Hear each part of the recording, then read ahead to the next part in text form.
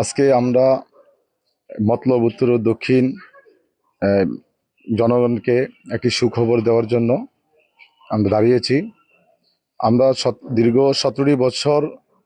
অতিক্রম করে যে সুন্দর একটি বাংলাদেশ এবং আসন্ন জাতীয় সংসদ নির্বাচন পেয়েছি, এই জন্য আল্লাহ রাব্বুল আলমিনের কাছে শুকরিয়া আদায় করছি। আমাদের 10 দলীয় ঐক্যের যে মনোনীত প্রার্থী জনাব মোহাম্মদ বিল্লাল হোসেন মিয়াজি, মতলব উত্তর ও দক্ষিণ জনগণ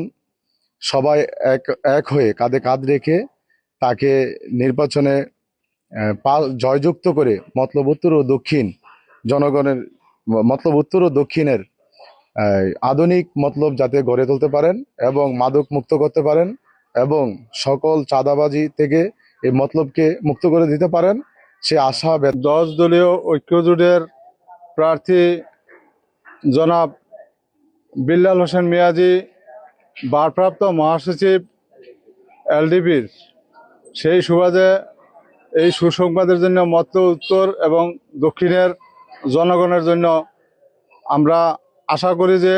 সুষ্ঠু একটা নির্বাচন হলে দেশের ভবিষ্যতের জন্য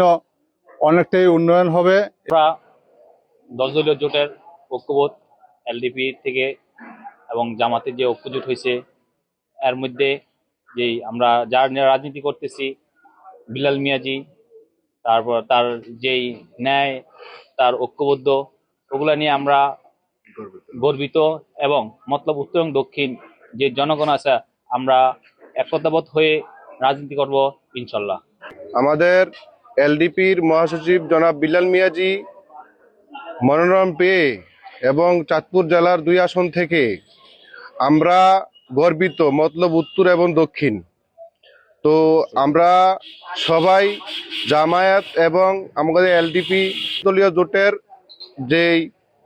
আশা এবং আমরা সেগুলোর দিকে ফলো করে আমরা মতলব উত্তরকে মাদক মুক্ত করে আমরা সুন্দর একটা মতলব গড়ে তোলার চেষ্টা করব। মোহাম্মদ বিল্লাল মিয়াজিকে জোটের পক্ষ থেকে মনোনয়ন দেওয়াতে আমরা মতলববাসী অন্তত খুশি।